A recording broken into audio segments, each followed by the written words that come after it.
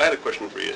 Over 20 years, what are, say, maybe the 2 or 3 of the stories that really stand out in your mind as, you know, just the most powerful stories that you've published and worked on?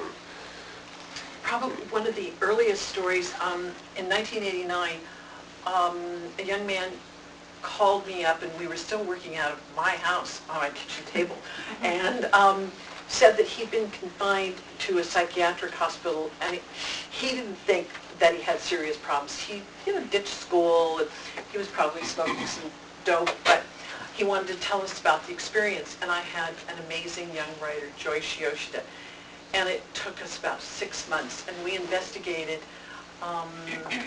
the lack of due process. If you all remember the charter hospital scandal from many, many years ago, young people were confined in mental health hospitals as long as their parents' insurance held up in the days when we had really great health insurance, and most mental health coverage lasted about 90 days.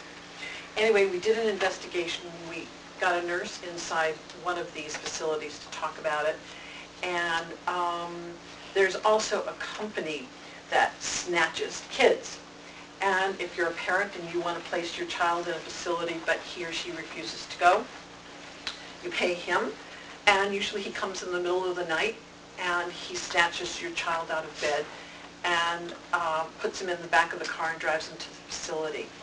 And anyway, we got his name, we interviewed him. The story got a lot of attention.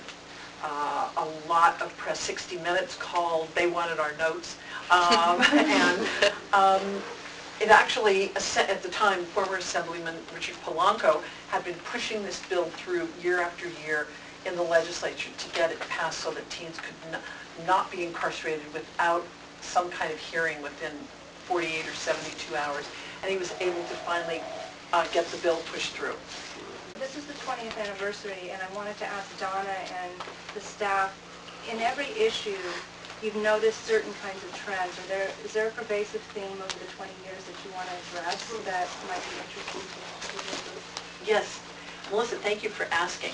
And I think the reason that we decided to host the coffee this morning is that back in October, when I started to go through our archives, and I went through every single issue we'd ever published, page by page, and we were looking for some stories to do a retrospective, best of, whatever. And the more I looked at the issues, I was very concerned because every single issue had a story about coping, mental health, eating disorders, attempted suicide, substance abuse. Sure, there are a lot of other issues that are very pressing to teens. I mean, we've written about rundown schools, lack of textbooks, poor transportation, but that jumped out at me, and I was very, very disturbed about the fact that 20 years ago we were writing about this. We have services. Do we not have enough services? We also conducted a survey last year on access to services, and we were really astonished at how little young people know about services that are out there.